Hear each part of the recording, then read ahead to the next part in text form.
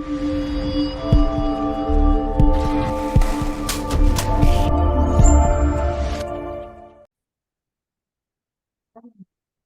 morning everybody. Today's Tuesday as usual, and today we're talking about listing presentation. So I've got a couple of slides here, and I've got a presentation, and I'm going to try and tell you what I'm thinking. And like I like to ramble, so I'm going to definitely run out of time. So that at least we know for sure.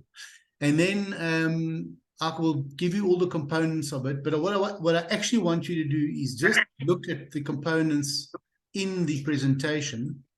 And what you need to do is not decide what you like or don't like.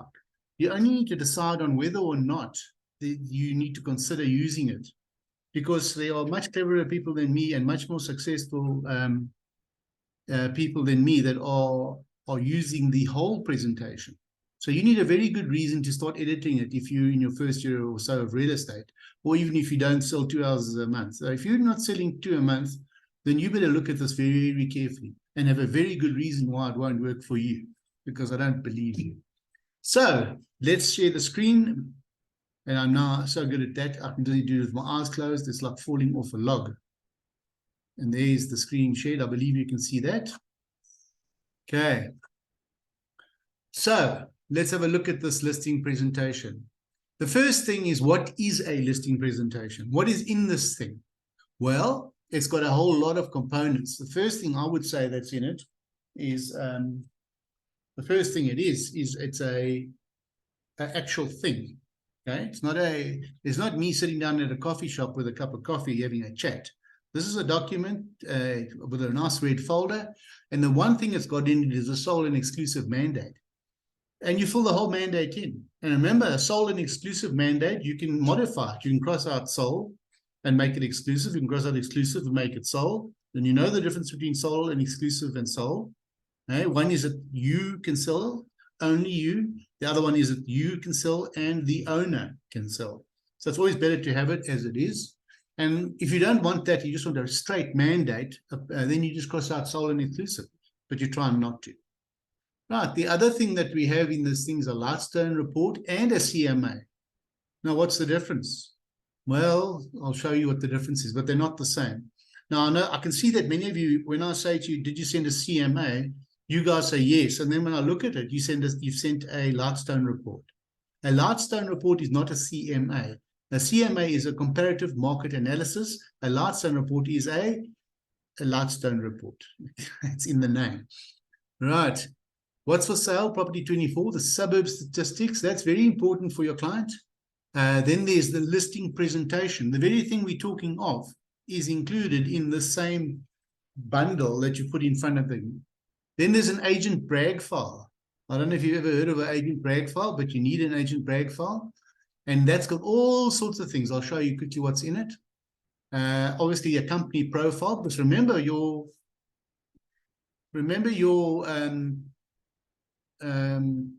presentation to the client.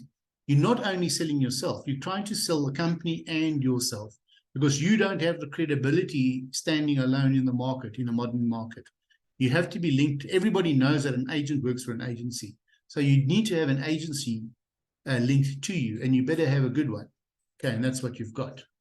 And then the last thing is the NGL information sheet for the seller. It's very important to show credibility by a brand, the attorneys that you want to use, the content that they provide, just to assist your seller to make a decision. Remember, you are now competing with other agents who are very good at their job. Many of them are linked to big brands, and they've been doing this for a long time. Okay, so let's kick off.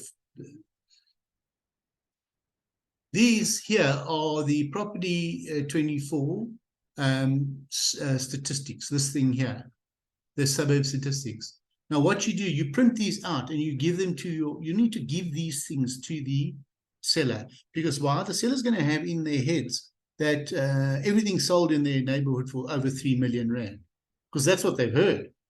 Because they played bowls on Wednesday, and the oak at bowls said that Cully around the corner, who was friends with Mikey from Adar on the Val, went fishing with his cousin Jimmy. And Jimmy said that Cully's brother sold his house for over 3 million rand. And you go, oh, is that a fact? And you look and you say, but that's funny though, because if I look at the annual listing trends and sales trends here, nothing has sold for over 3 million rand. You know, I don't know where Cully got his information from, but the water in the Vaal River is known to be defective. So this could be the cause of this. And you need to not argue with clients. You only need to correct them with data. Okay. And then you go to the other side of not only the sales data, you go to the what's for sale data. And this is very important. And if you look here, I've done Rand Park, and you go through the filters, and you can add in very specifically what this house is. 3 bedrooms plus, 2 bathrooms, 2 garages with a flatlet and a pool. And it only gives you 2 responses out of the whole of that area, because you've been quite specific. And then you show the client, yes, I know that there's a house that's on the market for 400 million rand, but unfortunately, if you look at your house with 3 bedrooms, 2 garages and a pool, you'll see there are only 2. And the highest price that's for asking price is 2.1 million. So what am I doing? Your listing presentation is, this is the listing presentation. It has actually started.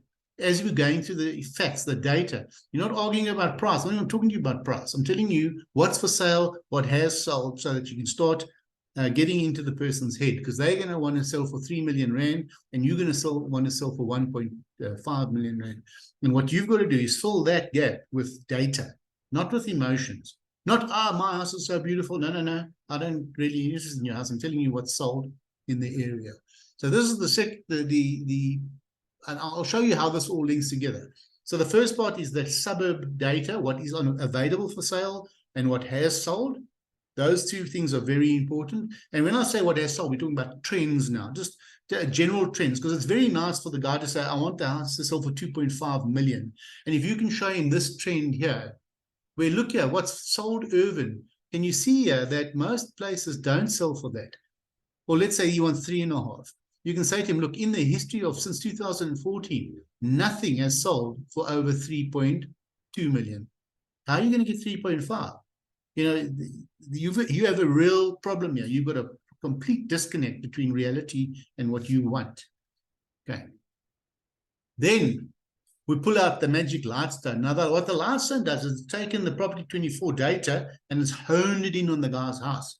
And you know this document, it tells you everything. And the next page is the golden page. That little red dot is his house. And all of these little spots are what's sold around him. And if you look down here at the bottom, it tells you what's sold. Yeah, Cherry Drive sold for 2.3, 2.3, 1.9, 2.3, 2.3, 2.3, 2.3. There's nothing there that sold for over 2.5. So how are we going to get to 2.5? How are we going to sell your house for 2.5? And you need to ask the client this. Why do you say 2.5? Where did you get your price from? And what are we going to say to the clients if we get one? Why your house is 300,000 rand too much? And remember, you won't get one because nobody's going to see the house because of the way the modern marketing works on the interwebs. And we'll talk about that. So what have I got now? I've got Property 24, what's for sale. I've got the CMA, what has actually sold, and the listing trends on Property 24. And these things together form this new thing called a CMA that none of you have ever heard of, except you've heard me talk about CMA for the last 10 years, but not one of you have ever asked me what a CMA is. And it only occurred to me yesterday that you think a CMA is a lightstone, and it's not. This is a CMA. This CMA, yeah, that's right, Sandy. You better lean forward and have a good look at it because you also never seen it. Yeah. What? Okay, so look at the CMA. What the CMA is very simple. It writes down the person's property. It writes down what is for sale in the area and what is sold in the area. So what it is, it just takes the Property 24 data and the Lightstone data and it compiles it onto one page. Why? Because if you have a my aged person that's a seller and you give them all of this data, they're not going to be able to comprehend it because it's just too much. And you get caught up in the statistics and the words and urban and sectional title and this is that. And, you know, it gets a little tricky. So what you've got to do here is you just make it very plain for them. Here it is. Yeah, this is your house. This is what's sold in the area around you recently there. And this is what's for sale in the area. And at the bottom here, you say, therefore, I can only recommend a price of what has sold. And what is for sale, you can show them in the Property 24 data that house for 3 million rand has been on the market for how long? Because it tells you, been on the market for 7 months. Now, do you want to be on the market for 7 months? This is a problem. Okay, so that's what a CMA is. So I'm going quite fast because we don't have time. Now, the next thing on our thing is the Bragg file. Now, remember, I recommend the Bragg file gets dropped off the day before. Say, hey, Kali, I'm coming to see you tomorrow to do a listing presentation to tell you the price, but I'm going to drop something off on tonight for you to look at. And then you drop off this file here. So let me play you a video. See if you can hear this. Tell me if you just give me a thumbs up if you can hear. Notice how thick it is. Full of very useful information that a seller can peruse before giving you the sole mandate. There's some biographical detail about how awesome you are. Tells you about property COSA, fidelity fund certificates, a lot about the company, about the suburbs that you're dealing with. This is very good statistics of the area, what's sold, very new sales, benefits of marketing, information that sellers can use. Property 24 information, what buyers should do, what sellers should do, what they need to know, comparisons, information that is good for these guys. Obviously, there's a large stone report will be in it for the property. What is the comparative market analysis? Some more information on for the sellers to look at, like how you're going to market. And then a whole lot of examples of the properties that you may or may not have marketed. Unlisted prices, information that they can use, flyers. What you're trying to do is explain to them what you will do for them if they give you the mandate. And you can't convey that in one sitting. So you need to have something like this, a document that you can leave behind. They can see that you've got substance as an agent, you've done it before, you've got listings, and then you don't get away with it. Okay.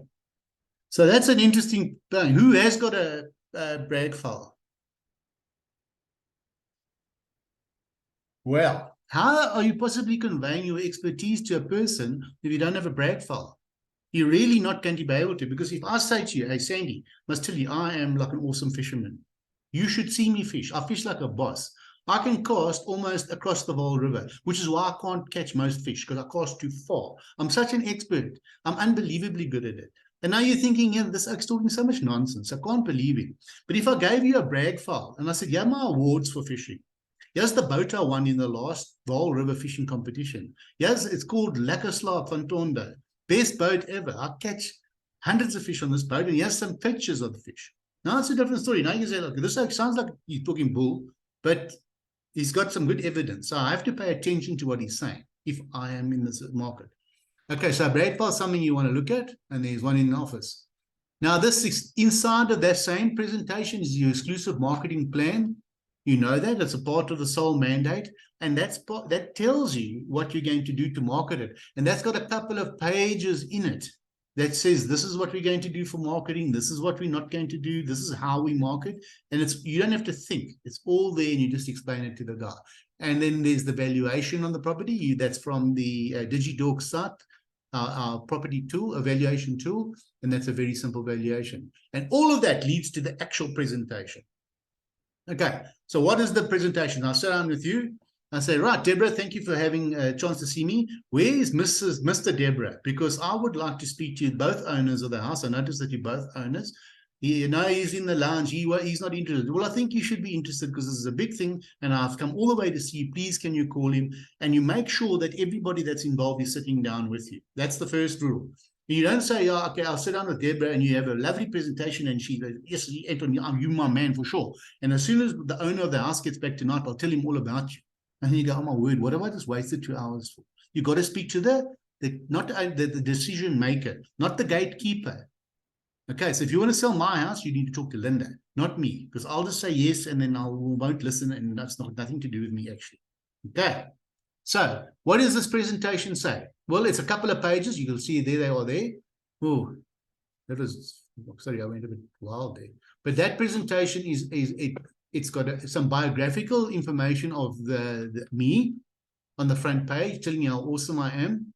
And the next page, now you're starting to talk to the agents. You say, Bridget, when you decide to sell your house, there are 3 things that we're going to work on. I want to get the highest possible price in the shortest possible time at the most favorable conditions for you. And I am working for you, and I want you to be happy. Okay, those are 3 things. So understand that. So what is it? I'm working for you and with you to achieve those three things. So how do we do this? Okay. So the first thing you need to know is that I don't work alone. I work in a company called Property.coza. It's in the top 5 or 10 of the franchised outlets in South Africa. It's got 40 branches, close to 1,000 agents, and we were very well positioned to sell your house. We've got a dedicated team. We've got transferring attorneys on speed dial. We've got in-house bond origination. And you go through these things, and you don't rush them like I'm doing now. Okay, I'm rushing those things. I'm just going, oh, dedicated, blah, blah, blah. And the reason I'm rushing them is because I know you know these things. So I don't, we're running out of time. Let me put my... There's like an echo in the background. The person who's selling the house for the first time in 30 years doesn't understand these words, and they're not used to them, and they want to hear what you've got to say. So you need to tell them slowly and go through them. When you say we have a dedicated team of property professionals, no part-time agents, and you just move on, it's very important for them to understand that you do this for a living. And you say to them, listen, my name is Patricia. I work for a living. I do real estate. If I don't sell your property, I don't make money. This is not a part-time gig. This is nothing. This is not like a sideshow. This is what I do. This is my job. I am committed to selling this property. Okay, so you need to go through this slowly and carefully, and that's why it takes Rob 2 hours, because he speaks about every point and lets the person ask questions. And what are you actually doing? You're not trying to teach them about real estate. You're trying to make sure that you bond with them. Because if you get them to agree with these things, and they're all valid points, and you get them to understand, they form a relationship with you. And the other agent who comes in and says, oh, here's the listing, here's the valuation, I'll give you a call later, and rushes out to his next appointment, is at a huge disadvantage compared to you who has sat down and done the presentation. Okay, my personal guarantee of performance. Remember that you entrust your property to me with a sole mandate, and you just keep talking about sole mandates. You want a sole mandate. And I want to help you sell for the best value. And I want to sell it, I will give you a comprehensive market analysis. I'll give you a progress report. I'll contact you regularly. Now, when you say I'll contact you regularly and you move on, you're missing a huge opportunity. And you need to say to the person, do you understand the biggest complaint about real estate agents? And the guy will say, what? Okay? What's the biggest complaint? The biggest complaint is that we never phone our clients back. And clients are always wanting to know feedback. And that's not how I operate. Me, I promise I'll contact you regularly. And what I'll do with you, and let's do it right now. When do you want to be contacted? Do you want to be contacted every day, once a week, by email or WhatsApp? And my commitment to you is I will do that. And I can assure you that most agents won't do that. And I'll give you bad news and good news, but I will keep you informed. Because remember, the sales cycle is long. If you price your house wrong, it can be a year. So I can't commit to phoning you every day for a year. You and I will become BFFs, and this is not what I'm here for. I'm here to sell your house. Okay. So you go through that. And then you tell them why you need an exclusive and sole mandate. And that's another whole training session on its own. But the main thing is that you use the FOG principle. Who knows what the FOG principle is? Hey? Fear of God. You say, listen, if you don't have a sole mandate, you are opening yourself up to a double commission. Because the two agents don't talk to each other properly, and you don't know who's been through the house. Next thing, I bring you an offer, and you sign it, and that agent says, hang on, I spoke to that client last week, and you know who pays the double commission? Not Anton. You pay it. You pay the double commission. Now, do you want to be exposed? Why would you expose yourself to that? Another thing about, I'll tell you about but my best one is the platform of competition. I'll show you that now.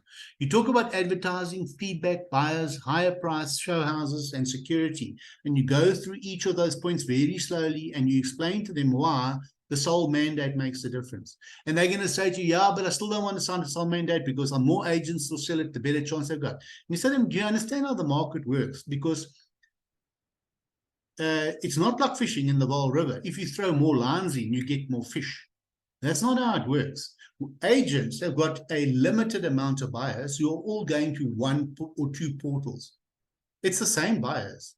So it makes actually no difference how big you get. So if you gave every agent in South Africa a house, do you really think it's going to sell faster than if you give it to one dedicated agent? And if you say yes to this, you don't understand real estate, because it's statistically been proven that houses under sole mandate sell faster at a better price. And this is not a guess. The statistics are clear. It is a better way to sell a property. Okay, so just bear that in mind. Throwing multiple lines in the sea just means they all get tangled up and you catch nothing. Where do we get our buyers from? You talk about where you get your buyers from, how you're going to market this property. Are you going to put show boards up? Are you going to do show houses? Are you going to be on the interwebs? How does advertising does not sell houses? Just remember that. If advertising sold houses, you could put a sign outside for sale and somebody would come and buy the house. And that's not how it works. Property brokers sell houses, and we use various tools. We use our internal systems. We use our referral systems. We use our other agents. We use the internet. We use marketing. We use Facebook. We use all the tools at our disposal to get you the best price in the shortest amount of time in a package that you find the most acceptable. And we work with you to do that. It's not the same as just selling. We have a job to do that we do. How do you determine price? Okay, I'm not going to go through all of these, guys, because how do we determine the price? Well, we talk about the CMA, what's on the market, and you show them that form. This is what the value is. And at this point, you probably will have a discussion on the price of the house. And you talk to them about the major factors affecting price. What is price? Who values the property? Is it you? Is it your wife? Is it the bank? Is it the buyer? Is it the seller? Is it the replacement value? Is it the insurance value? Is it my value? No, it's simply the price that a willing buyer will pay a willing seller, and that a bank will be prepared to fund. So we need to go through this with you. So what is your condition of the house? What's the location? What is the current mortgage outlook? What is the interest rate doing? Right now, the interest rate's gone up by 50 basis points. Who ever thought that? Nobody, everybody was talking about 0.25. I said it wouldn't even go up. Shows you how much I know. You should never even listen to me. But what happens is when the SVB bank collapses in America, Silicon Valley Bank collapses, it's a big deal. And it happens 2 days before our interest rates, and well, we just have to put up our rates. Okay. So, this is a very nice price pivot here. And you can talk through this through. You can actually get a copy of this and make one. I've got a cardboard one. You can just make it out of cardboard.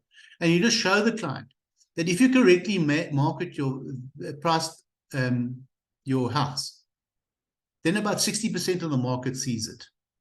These are statistics that come off the internet. So if in Property 24, I sell my house for 1 million rand, and that is about the right price, then about 60% of the buyers will see it. Because 60% of the buyers come to the portal, they know what to put in there. They're not putting in 950, they're putting in 1 million, and then you 60% sell it. If I overprice it by 15%, it immediately drops to 30% of the buyers. You need to talk this through the seller. Do you understand that if you put your price up by 25%, so let's say it's 1 million, yeah, let's put it on 1.25. That's 25% more than what we believe the right price is. Do you know that at 25% more, only 10% of the actual buyers will see it? Why? Because the way that we market on, way the internet works, is that people put in their price because they know what they can afford. So if I want to buy for 1 million, why would I put in 1.25 million? I can't afford it. So I normally put in 1 million. And everything under 1 million is visible to me. And everything over 1 million, I don't even see. So this is a very important thing. Okay.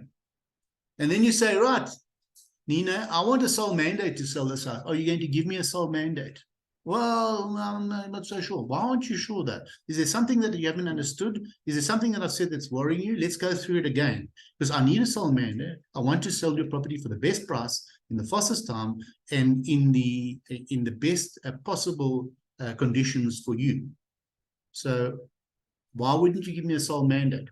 And you go around and around and you sit and you talk to the people and you don't just take no for an answer. You say, I really want you to go through this.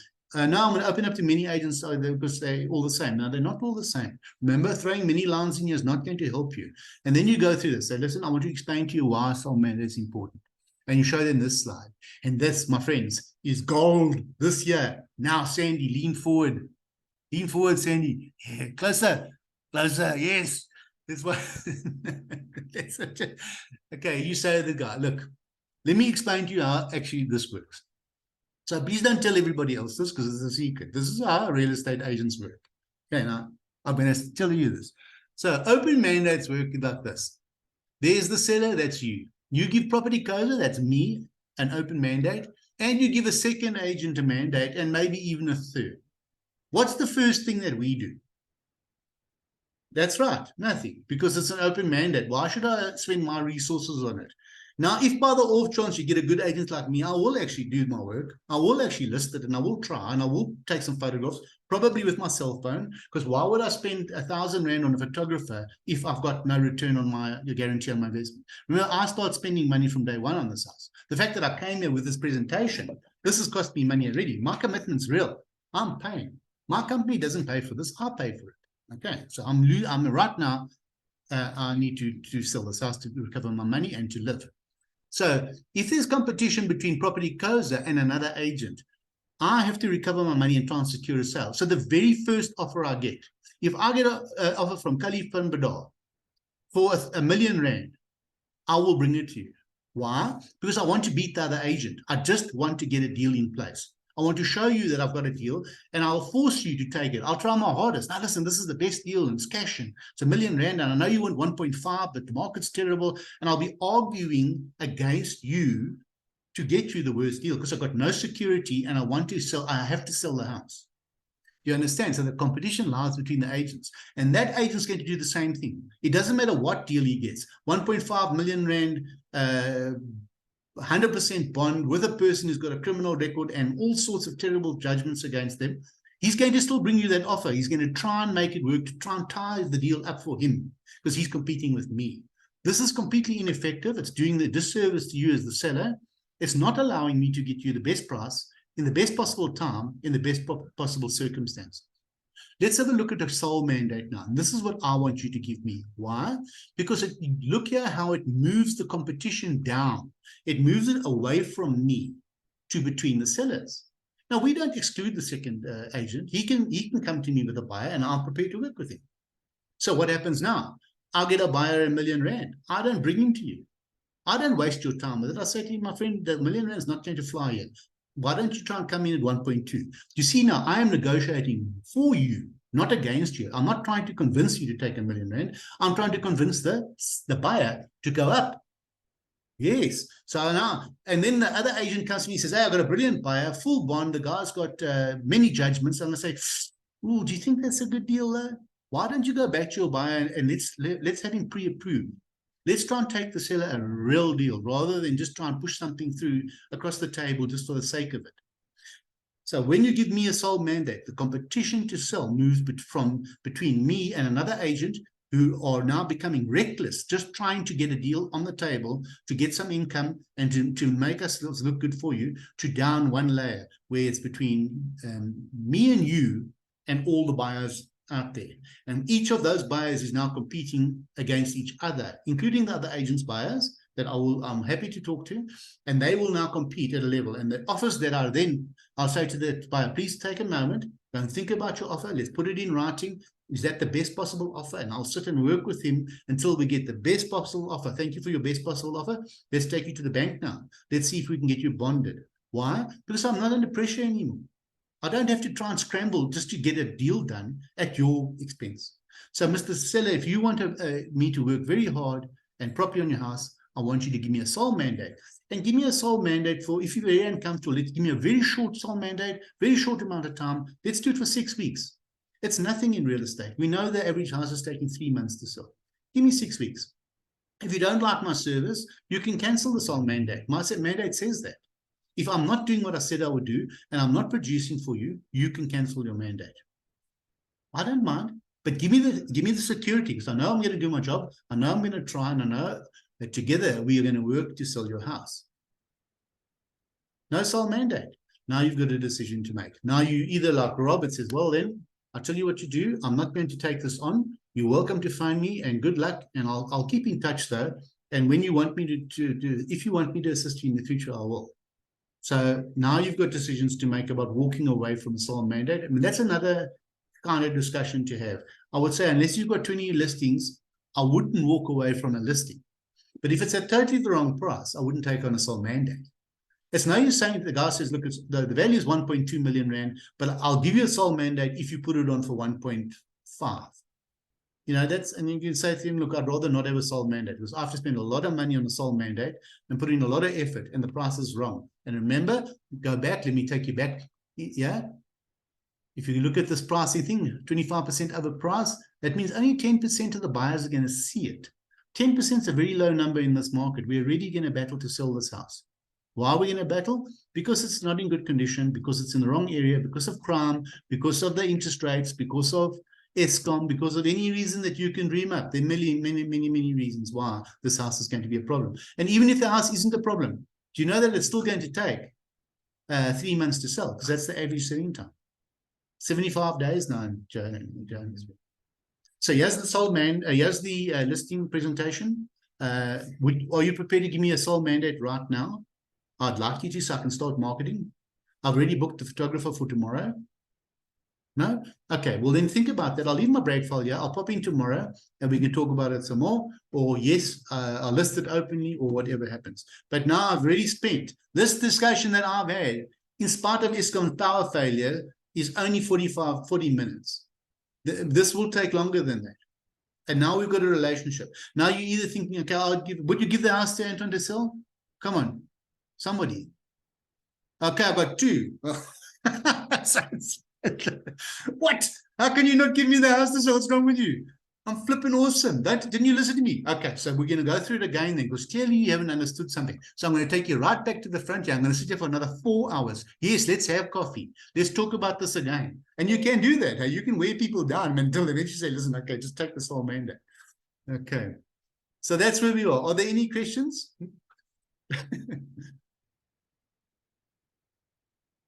No questions. Marketing plan that you showed us, is it one that you drew up by yourself, or is it one that is for us to access? Yeah, it's one that we've been working on. I'll give it to you though. But to be honest, I don't love it though. What you've got to do is take that plan and maybe I would use it as it is to start with, and then start asking me what you should change. But ask me first, though, because there's some things there that have been put there for a very, very specific reason. Remember, sales is actually a science. So some of those things are there and they look awkward. But remember, we see it all day. So when we see the advertising what works, we think, that's so stupid, man. But it's actually not stupid, because from a sort of scientific point of view, you need to get into the person's head that fact. So I will give it to you. Yeah. Okay, we've got less than 1 minute to go. So Anton, I missed the first few seconds. Where do you get that CMA on Property 24? I'll send it to you. Okay, thanks. I'll send it to you. Right. Have a nice Bye, day. bye. Bye. Go and sell some houses.